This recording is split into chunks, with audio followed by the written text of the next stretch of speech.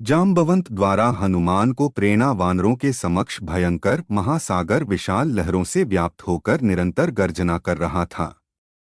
समुद्र तट पर बैठकर वे विचार विमर्श करने लगे। युवराज अंगद निराश होकर बोले, सीता जी को खोज पाने में हम लोग सर्वथा निष्फल रहे हैं। अब हम लौटकर राजा सुग्रीव और रामचंद्र जी को कैसे मुख दिखाएंगे? निष्फल होकर लौटने से तो अच्छा है कि हम यहाँ अपने प्राण त्याग दें। इस पर बुद्धिमान हनुमान जी ने कहा, तारानंदन, तुम युद्ध में अपने पिता के समान ही अत्यंत शक्तिशाली हो। अत्यंत बुद्धिमान होते हुए भी तुम इस तरह से निराशा की बातें कर रहे हो, यह तुम्हें शोभा नहीं देता। इस प्रकार से उनका विचार विमर्श चल ही रहा था कि वहां पर गृध्रराज संपाति आ पहुंचा। वानरों को देखकर वह बोला, आज दीर्घकाल के पश्चात मुझे मेरे कर्मों के फल के रूप में यह भोजन प्राप्त हुआ है। मैं एक एक करके वानरों का भक्षण करता जाऊंगा।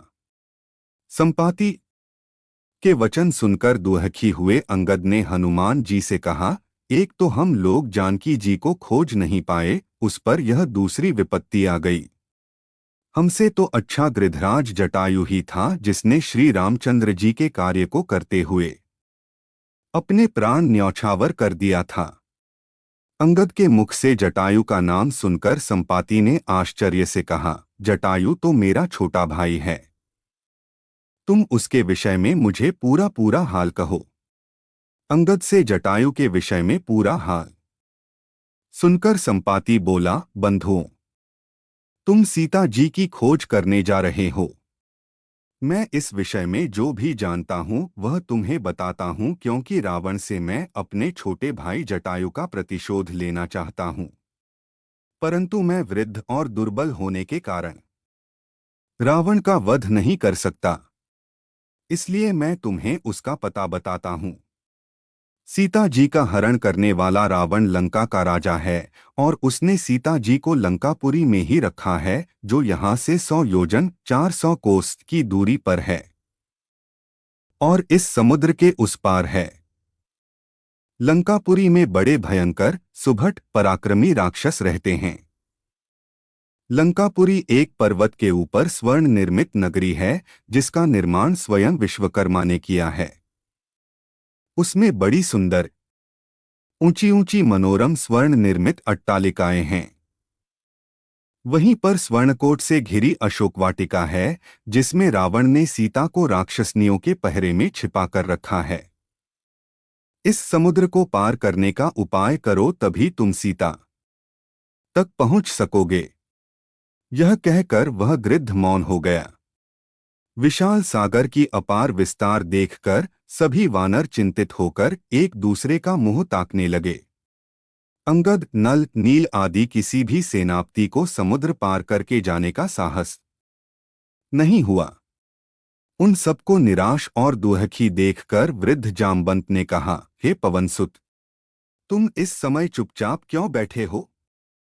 तुम तो वानरराज सुग्रीव के समान पराक्रमी हो। तेज और बल में तो राम और लक्ष्मण की भी बराबरी कर सकते हो। तुम्हारा वेग और विक्रम पक्षीराज गरुड़ से किसी भी भांति कम नहीं है, जो समुद्र में से बड़े बड़े सर्पों को निकाल लाता है। इतना अतुल बल और साहस रखते हुए भी तुम समुद्र लांघकर जानकी जी तक पहुंचने के लिए तैयार क्यों नहीं होते? तुम्हें तो समुद्र या लंका में मृत्यु का भी भय नहीं है, क्योंकि तुम्हें देवराज इंद्र से इच्छा मृत्यु का वर प्राप्त है। जब तुम चाहोगे तभी तुम्हारी मृत्यु होगी, अन्यथा नहीं। तुम केशरी के क्षेत्रज्ञ और वायुदेव के औरस पुत्र हो, इसीलिए उन्हीं के सदृश तेजस्वी और अबाध गति वाले हो। हम लोगों में तुम ही सबसे अधिक साहसी और शक्तिशाली हो। इसलिए उठो और इस महासागर को लांघ जाओ। तुम ही इन निराश वानरों की चिंता को दूर कर सकते हो। मैं जानता हूं इस कार्य को केवल तुम और अंगद दो ही व्यक्ति कर सकते हो, पर अंगद अभी बालक है। यदि वह चूक गया और उसकी मृत्यु हो गई तो सब लोग सुग्रीव पर कलंक लगाएंगे और कहेंगे कि अपने राज्य को निष्कंटक बनाने के लिए उसने अपने भतीजे को मरवा डाला। यदि मैं वृद्धावस्था के कारण दुर्बल न हो गया होता तो सबसे पहले मैं समुद्र लांघता।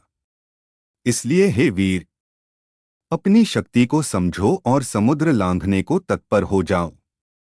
जाम्बवंत के प्रेरक वचनों को सुनकर हनुमान को अपनी क्षमता और बल पर पूरा विश्वास हो गया।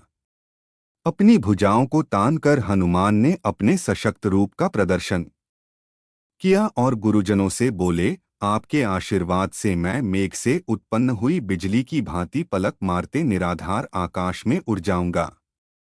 मुझे विश्वास हो गया है कि मैं लंका में जाकर अवश्य विदेह कुमारी के दर्शन करूंगा। यह कहकर उन्होंने घोर गर्जना की, जिससे समस्त वानरों के हृदय हर्ष से प्रफुल्लित हो गए। सबसे विदा लेकर हनुमान महेंद्र पर्वत पर चढ़ गए और मन ही मन समुद्र की गहराई का अनुमान लगाने लगे। किष्किंधा कांड समाप्त।